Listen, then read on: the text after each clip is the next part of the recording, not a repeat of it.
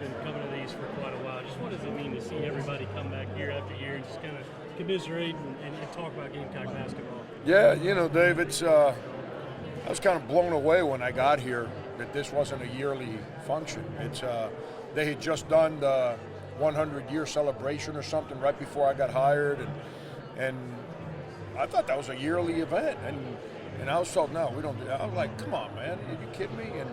And we started it, and it's grown. I know Jared in my office, Emily, they spent a lot of time putting the function together. Ray Tanner supports it, and it's become pretty good. I think we got over 200 people signed up for tomorrow. I don't know how many are here tonight, but we got guys from the 30s, the 40s, the 50s.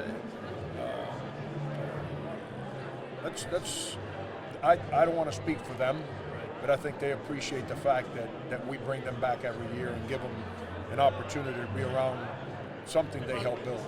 How much does it mean to you, especially when you got here 8 years ago, to see how this community loves to embrace basketball and to come around USC? Yeah,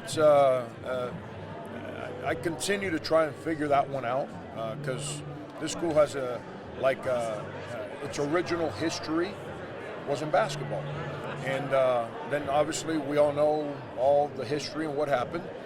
And as I go in this community and around this state recruiting, high school games are packed.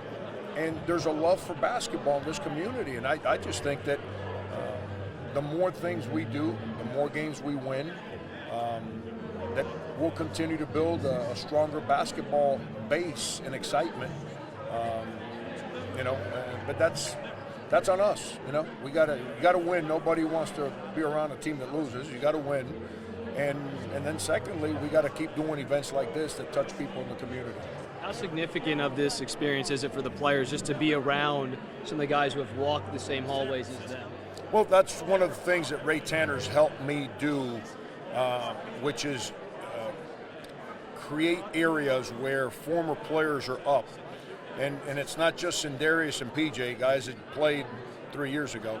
It's about guys that played back when Gary Greger played and guys from back in the day. And so now our guys continue to connect faces with the names and who's who. And, they're around Alex English all the time. He's at practice all the time. But there's some other great players that they can't come around all the time. And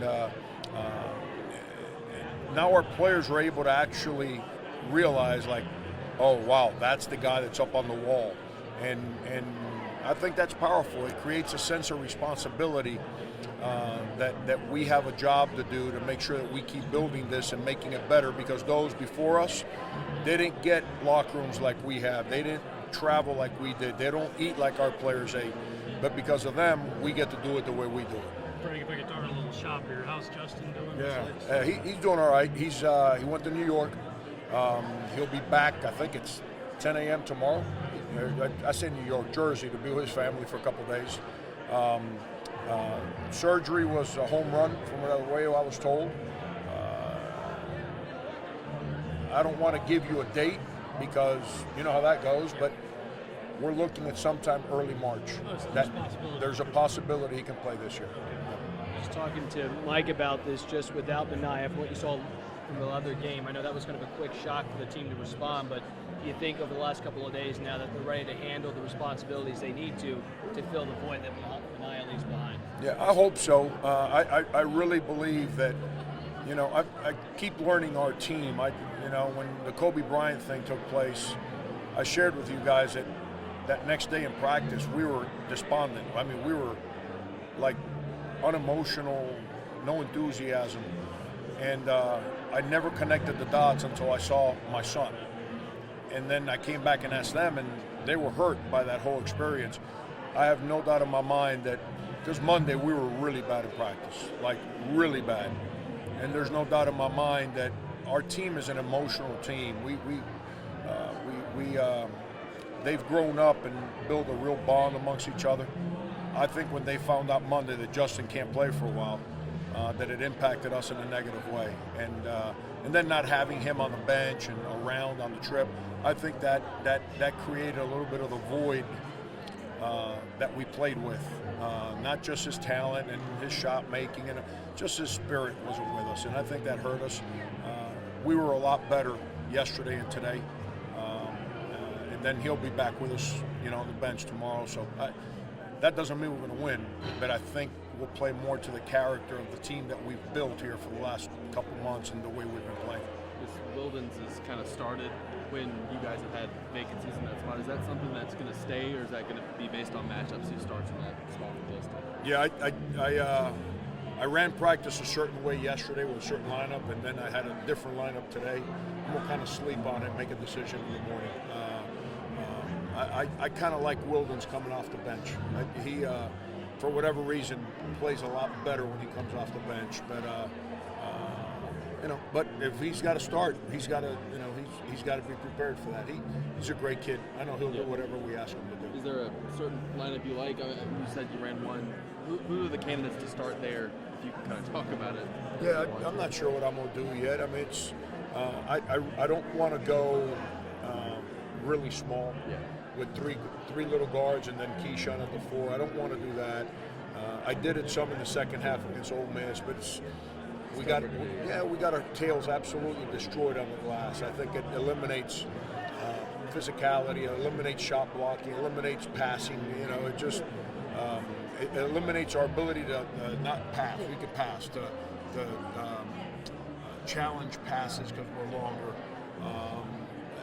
I've got to figure out whether Jalen, Alonzo, or Wildens, which one of the three I want to go with. I'm not sure. I got to sleep on it. It's that should tell you how uncertain I am. I'm still not sure about it. Playing Texas A&M for the second time. Obviously, you guys made 16 threes at their house a couple weeks ago. What were the other keys to victory other than knocking down all those shots from the perimeter?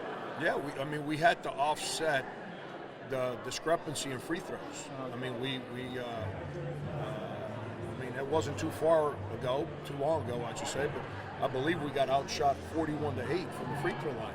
So we got to eliminate fouls. We fouled way too much that game. We've got to figure out a way to get to the line, shoot more than 8 free throws. But if you're only going to shoot 8 free throws against the other team's 41, you got to make threes to offset that number. And realistically, thinking that we're going to make 16 threes again that's a pipe dream. It's if it happens, awesome. But in reality, we got to be more physical at the rim. We've got to create more free throw opportunities. And if we don't, then we better make 16 threes because if not, it's hard to win. You've had guys in the past that have come back from this that have run with you in practice to help you out a little bit.